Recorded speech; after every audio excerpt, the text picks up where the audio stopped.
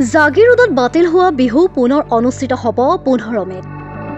জাগিৰোডত পুনৰ অনুষ্ঠিত হ'ব বাতিল হোৱা বিহু। মুখ্যমন্ত্ৰীৰ ঘোষণাৰ পিছতে পুনৰ বিহু উদযাপন কৰাৰ সিদ্ধান্ত নখোলা আঞ্চলিক বহাগী উৎসৱ উদযাপন সমিতিৰ। ভাৰত পাকিস্তানৰ মাজত যুদ্ধ সদৃশ পৰিস্থিতিৰ বাবে বিহু উদযাপন নকৰিবলৈ মুখ্যমন্ত্ৰী ডক্টৰ হিমন্ত বিশ্ব শৰ্মাই জনাইছিল আহ্বান। মুখ্যমন্ত্ৰীৰ আহ্বানৰ প্ৰতি সঁহাৰি জনাই বাতিল কৰা হৈছিল বসন্ত উৎসৱ। কিন্তু শেহতীয়াকৈ যুদ্ধৰ পৰিৱেশ কিছু হ্ৰাস হোৱাত বহাগৰ শেষৰ দিনটোলৈ বিহু অনুষ্ঠিত কৰিব পাৰিব বুলি জনাইছে মুখ্যমন্ত্ৰীগৰাকীয়ে।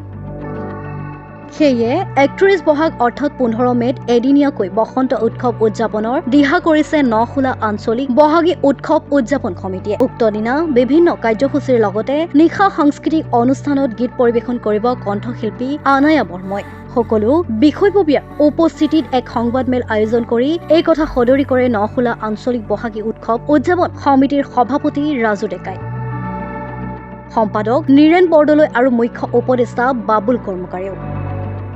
উক্ত দিনাৰ সকলো কাৰ্যসূচীত ৰাইজৰ সহায় সহযোগিতা আৰু উপস্থিতি কামনা কৰিছে বিহু উদযাপন সমিতিয়ে। উল্লেখ্য যে উক্ত বিহু কাৰ্যসূচীৰ লগত সংগতি ৰাখি বুধবাৰে অনুষ্ঠিত কৰে এক পাঞ্জা প্ৰতিযোগিতা। উক্ত পাঞ্জা প্ৰতিযোগিতাত জাগিৰোড তথা মৰিগাঁও জিলাৰ বিভিন্ন অঞ্চলৰ প্ৰায় শতাধিক পাঞ্জা খেলুৱৈ প্ৰতিযোগিতাখনত অংশগ্ৰহণ কৰে।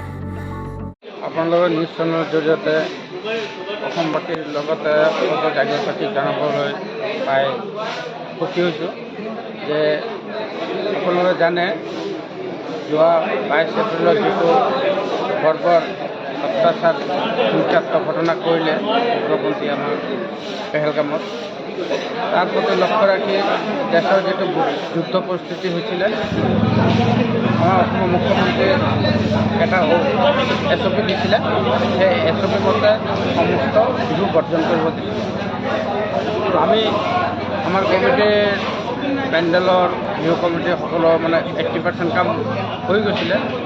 তথাপি আমি দেশৰ প্ৰতি সঁহাৰি জনাই মুখ্যমন্ত্ৰীৰ আহ্বানৰ প্ৰতি সঁহাৰি জনাই আমি পেণ্ডেল আমাৰ মিটিং আকাৰে আমাৰ প্ৰস্তাৱ লৈছিলোঁ যে আমি বিহু বৰ্জন কৰিম।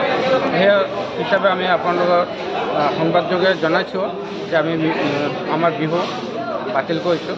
কিন্তু যেতিয়া এই যুদ্ধটো অলপ স্থগিত হ'ল, দেশৰ পৰিস্থিতি আকৌ ভাললৈ আহিলে, তেতিয়া আমাৰ মুখ্যমন্ত্ৰী আকৌ যে ক'লে যে আপোনালোকে বিহু পাতিব পাৰিব, কিন্তু 15 তাৰিখলৈকে 15 মে'লৈকে। সেই হিচাপে আমি আকৌ এটা মিটিং আহ্বান কৰিলোঁ। আমাৰ ডেকা ল'ৰাবিলাকে আমি কমিটিৰ সকলো বিষয়সকলে আকৌ উৎসাহেৰে বিহু পাতিবলৈ মনস্থ কৰে। কিন্তু আমাৰ বিহু আছিলে 13-14 মে', 29-30 বহাগ। কিন্তু এতিয়া আমাৰ পেণ্ডেল ভাঙা হৈছিলেই ইতিমধ্যে, কিন্তু এতিয়া আকৌ আমি মিটিং বহি পেলাই সকলোৱে আলোচনা মৰ্মে সভাপতি সম্পাদক আৰু কমিটিৰ সকলো বিষয়সকলে আলোচনা মৰ্মে আমি এদিনীয়া বিহু পাতিবলৈ মনস্থিৰ কৰিছোঁ 15 মে', অহাকালি 31 বহাগ। সেই বিহুৰ প্ৰতি সংগতি ৰাখি আজি আমি এখনেই পাঞ্জা প্ৰতিযোগিতা খেল স্থাপন কৰিছিলোঁ। খেল ইতিমধ্যে আমাৰ সমাপ্ত হ'ল। ডেকা ল'ৰাসকলৰ ইমান উৎসাহ, সেইটো দেখিবলৈ সঁচাকৈ মই আপ্লুত হৈছোঁ যে ইমান এখন ধুনীয়া খেল, পাঞ্জা খেলটো যে তেখেতসকলে অনুষ্ঠিত কৰিলে, বহুত ভাল লাগিছে।